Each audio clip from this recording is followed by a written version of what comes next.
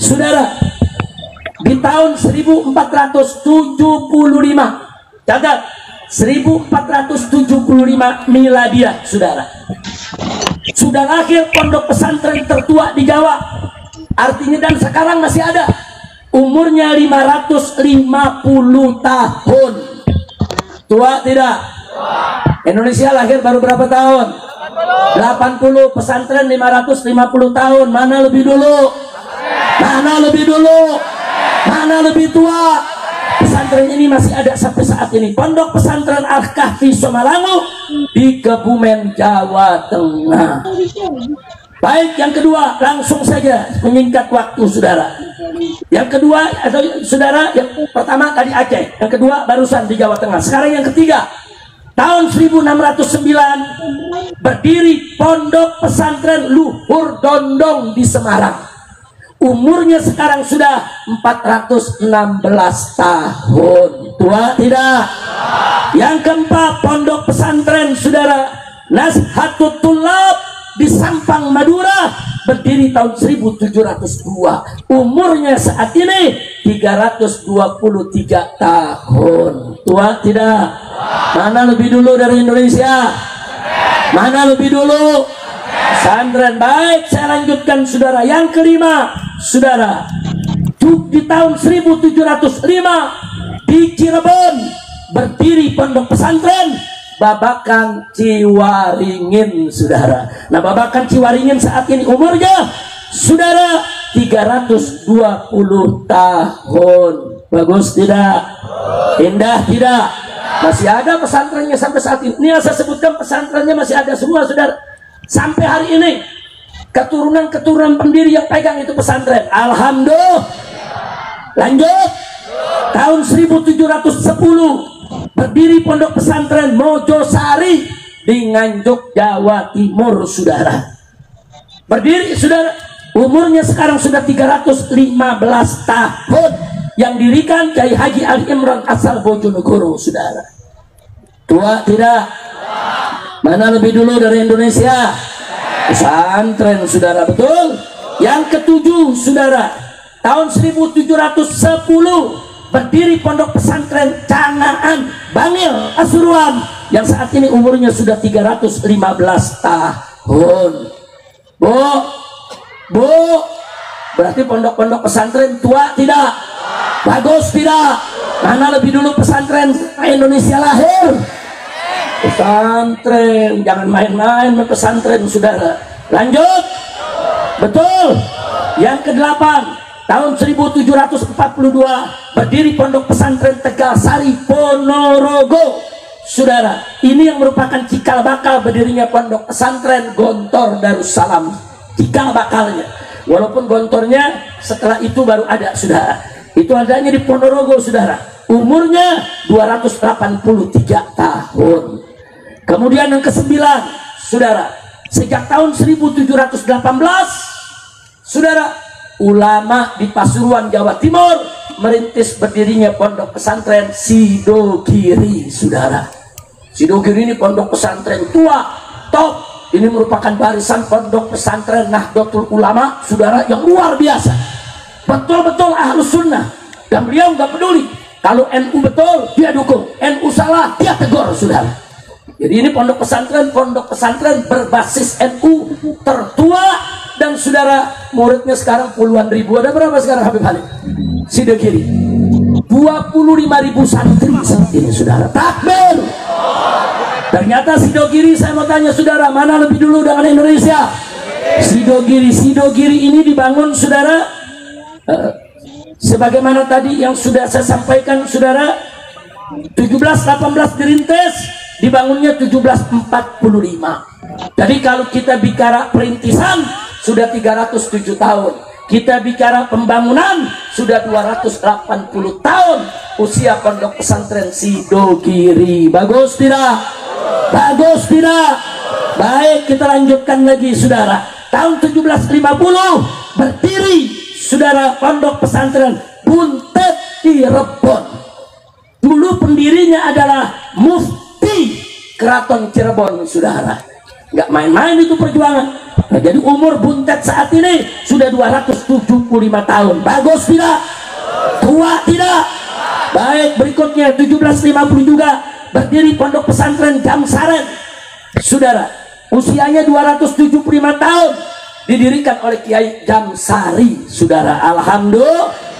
Berikutnya tahun 1768 berdiri Pondok Pesantren Miftahul Huda Gading Malang yang usianya sekarang 257 tahun. Yang ke-13 Pondok Pesantren didirikan tahun 1753. Saudara, itu Pondok Pesantren Komarudin yang saat ini umurnya 250 tahun. Sudah lanjut. Capek. Atau 50 yang dibaca baru 13. Lanjut. Udah saya pilih aja deh, saya pilih, jangan semuanya dibacain ya. Saya pilih saudara. Baik, berikutnya saudara, tahun 1787 ada Pondok Pesantren Darul Ulum Banyu Anyar Pamekasan Madura, didirikan oleh Raden Kiai Haji Itbat bin Ishak. Umurnya saat ini 238 tahun. Bagus tidak? Berikutnya lagi tahun 1838 didirikan Pondok Pesantren Bahrul Ulum Tambak Beras, disebut juga Pondok Pesantren Selawe karena didirikan oleh kiai dan 25 santrinya yang membantu. Makanya sampai saat ini disebut Pondok Pesantren Selawe. Selawe itu 25 saudara. Baik, sekarang kita lihat lagi saudara, tahun 1852 berdirilah Pondok Pesantren Lanitan Tuban saudara, yang didirikan oleh almarhum Kiai Muhammad Nur dan salah satu tokohnya yang sentral kemarin Kiai Haji Abdullah Fakih Lanitan rahimahullahu ta'ala wa ra'a. Bagus tidak? Bagus tidak? Tahun 1861 berdiri Pondok Pesantren Syekhuna Khalil Bangkalan Madura saudara, yang umurnya sekarang mencapai 164 tahun. Bagus tidak? Bagus tidak? Baik, tahun 1870 berdiri Pondok Pesantren Al-Fatah Abu Lam'u saudara, titisan dari Dayah Lam'u yang usianya 155 tahun di Aceh saudara. Jadi tadi kita udah di Pulau Jawa, kemudian ke Aceh. Baik, kita lanjutkan lagi saudara. Tahun 1885 Pondok Pesantren Darul Ulum Jombang didirikan oleh Kiai Haji Tamim Irsyad dari Bangkalan saudara. Baik, itu umurnya sudah 126 tahun saudara. Nah, saya mau tambahkan, bukan pesantren saja, ada perguruan Jamiat Khair didirikan tahun 1901. Usianya saat ini 124 tahun saudara. Ini adanya di Tenabang. Ini saya ngajar di Jamiat Khair 25 tahun. Saya ngajar fikih, saya ngajar tafsir, saya ngajar hadis, dan saya ngajar ilmu faraid. 25 tahun di pondok perguruan ini saudara. Baik, 1905 ada Pondok Pesantren Suryalaya Tasikmalaya saudara, yang saat ini usianya 120 tahun. Pendirinya Syekh Abdullah Mubarak bin Nur Muhammad yang dipanggil Abah Sepuh, yang terakhir dilanjutkan oleh Abah Anom saudara. Alhamdulillah. Baik, lanjut. Kita masuk ke Banten sekarang saudara. Tahun 1908 berdiri Pondok Pesantren Riyadul Awamir Kampung Cangkudu, Desa Sukamana, Kecamatan Baros, Kabupaten Serang, Banten. Usia pondoknya sudah 117 tahun, yang didirikan oleh Abuya Kiai Haji Muhammad Siddiq. Takbir. Takbir. Ini saya cerita cuma pesantren, kalau majelis nggak usah diceritain. Dari zaman Syekh Nawawi Al-Bantani, bahkan sebelumnya majelis itu udah banyak. Dari zaman Sultan Hasanuddin memindahkan ibu kota dari Cirebon ke Serang, Banten saudara. Itu dengan restu daripada Sultan Hasanuddin Al-Bantani saudara, majelis taklim dibuka di mana-mana. Jadi yang saya cerita bukan majelis nih, bukan masjid. Kalau masjid lebih dulu dari pesantren, majelis lebih dulu dari pesantren. Yang saya cerita cuma pesantren doang saudara. Oh, kalau mau cerita jasa ulama, bukan pesantren aja saudara, majelis taklimnya, masjidnya, musolahnya besar tidak? Jasa ulama kita besar tidak? Besar tidak? Takbir. Sudahlah, dulu ulama-ulama kita di zaman penjajahan siang buka kitab, ngaji bersama santri, malam panggul senjata menyerang posko-posko penjagaan Belanda, saudara. Dan terkenal dulu, saudara, ada perang Cilegon, betul, ada perang di Banten ini, betul. Bahkan dulu di Cilegon, saudara, gara-gara apa? Belanda larang adzan dikumandangkan pakai speaker, saudara. Dilarang, nggak boleh, sudah nggak boleh. Apa yang terjadi? Masyarakat Banten sama ulama, saudara, angkat senjata perang lawan Belanda. Gara-gara azan dilarang, saudara, perang masyarakat Banten. Akhirnya masyarakat Banten menang. Azan boleh dikumandangkan lagi, saudara. Takbir, takbir. Kemarin ada menteri mau larang, saudara. Apa dia bilang? Saudara, itu azan dianggap kayak gonggongan anjing. Dia bilang kalau di komplek ada gonggongan anjing kan itu mengganggu orang tidur, saudara. Ya Allah, tahu menterinya, tahu. Ini jangan sebut nama, tapi yang disebut benar, iya memang dia. Kacau tidak? Kacau tidak? Dia nggak tahu kalau orang Banten marah, betul? Saya mau tanya, kalau di Banten, saudara, azan dilarang, semua orang Banten saya tanya, siap berjuang?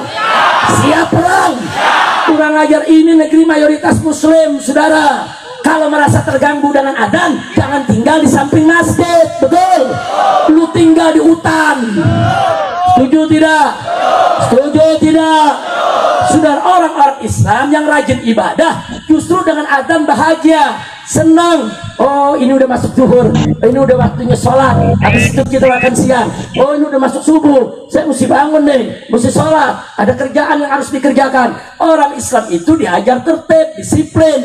Adzan itu bukan buat mengganggu, adzan itu panggilan sholat. Ada lagi, saudara, salah satu calon presiden kemarin, apa dia ngomong? Untung nggak jadi dia presiden, saudara. Calonnya kan ada 3 tuh. Salah satunya, saudara, apa dia bilang? Azan itu